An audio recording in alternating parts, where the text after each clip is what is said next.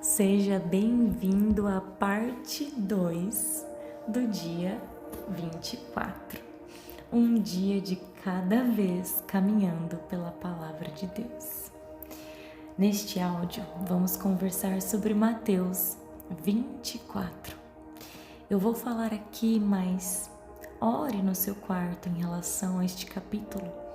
Este capítulo é importante, ele nos traz o cuidado de vigiar. Jesus traz um pouco aqui sobre os fins dos tempos. Ele nos mostra os sinais, os acontecimentos, ele nos traz vários alertas e eu não poderia passar por este capítulo correndo. Mateus 24 é um daqueles textos que pedem pausa, atenção, coração aberto. Agora são 2h15 da manhã, eu já gravei a parte 1. Este é um capítulo que não é para gerar medo, mas para formar discípulos com corações fortes. Jesus começa essa conversa quando sai do templo e, diante da admiração dos discípulos pela grandiosidade daquele lugar, ele anuncia algo importante. Tudo aquilo seria destruído. O templo, que representava a segurança religiosa, não era eterno. Deus não estava preso às pedras. Ele estava conduzindo a história. Diante disso, os discípulos fazem perguntas que misturam curiosidade com expectativa, com ansiedade. Quando que isso vai acontecer, Jesus? Qual será o sinal da tua vinda? E do fim dos tempos? Jesus não responde com um calendário, mas com um convite a viver bem enquanto se espera o grande dia. E ele começa alertando: cuidado para que ninguém engane vocês. Então ele fala de guerras, rumores, fomes, terremotos. Ele deixa claro, isso não é o fim, são apenas dores de parto. As dores não são o nascimento, mas anunciam que algo novo está por vir. Aqui o Senhor estava mudando o foco deles do caos para o discernimento dos tempos. Jesus segue mostrando que o desafio não era apenas externo.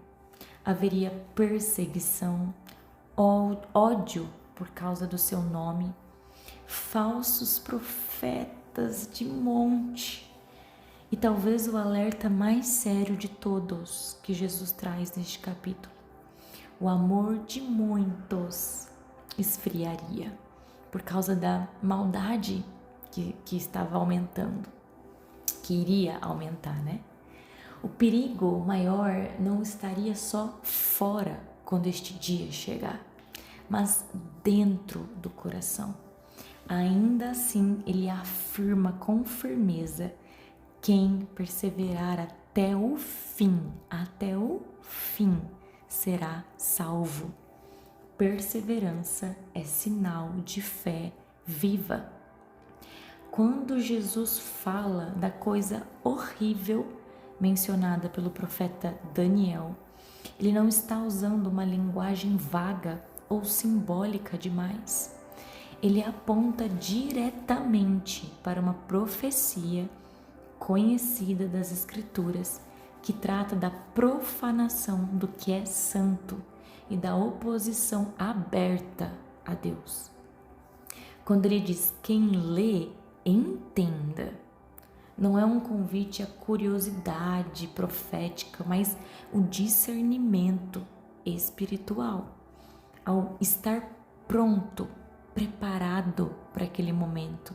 E é como se ele chamasse a nossa atenção: olha, se você não entendeu nada até agora, por favor, ei, até você que tá lendo aí o que eu estou escrevendo, entenda. Não é um convite a essa curiosidade, o discernimento. Em tempos assim, fé não é enfrentamento impulsivo, é sensibilidade para obedecer, preservar o coração e permanecer fiel. Jesus não fala para gerar medo, mas para formar discípulos atentos, firmes, cheios de discernimento em meio à confusão. O Senhor sempre irá nos preparar antes. O versículo 16 ao 26 me lembrou de um sonho que eu tive.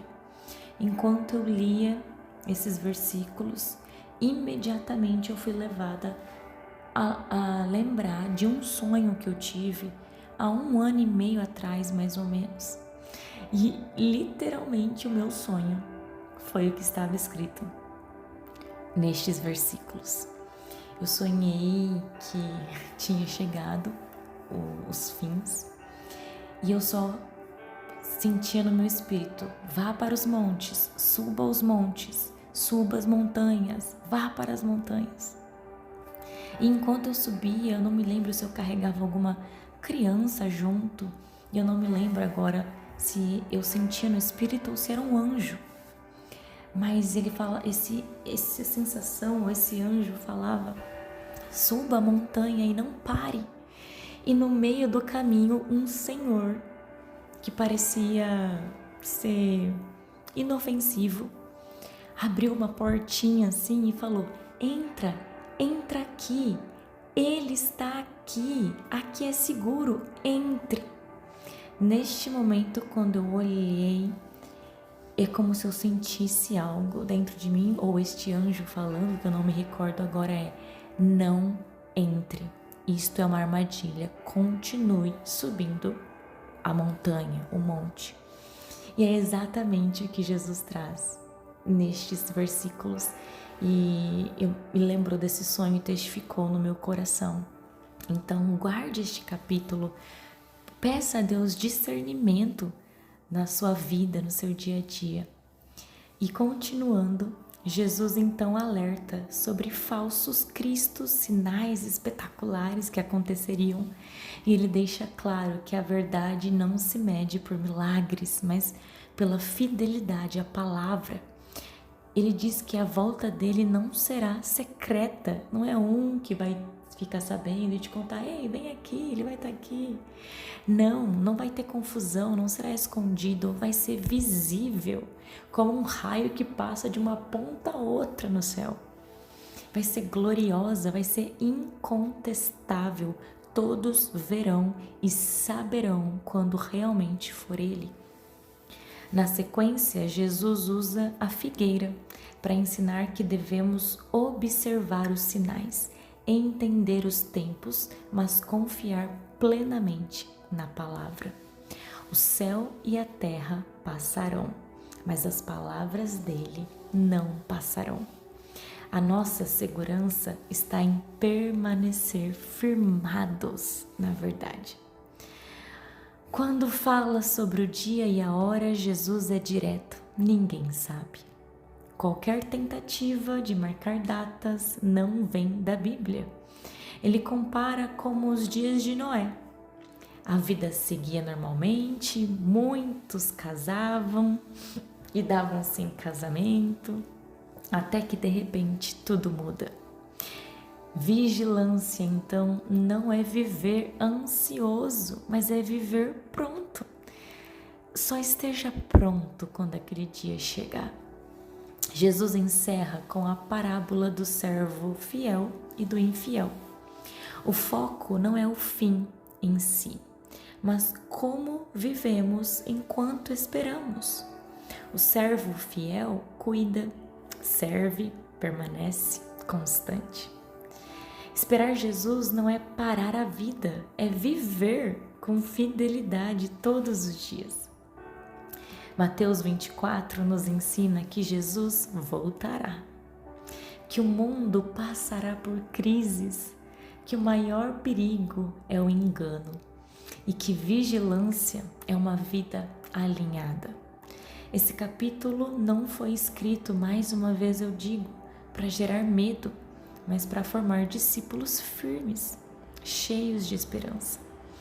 Que o Senhor guarde o nosso coração do engano, da distração, do esfriamento espiritual, que Ele nos ensine a vigiar com fé, a perseverar com amor e a viver preparados, não com medo, mas com esperança. Em nome de Jesus, Pai, nos conduza neste caminho de vida fiel a Ti, de uma vida bem vivida, de uma vida preparada para o grande dia, o dia do nosso encontro com o nosso amado. Em nome de Jesus, viva essa palavra na prática. Eu te espero amanhã, no dia 25.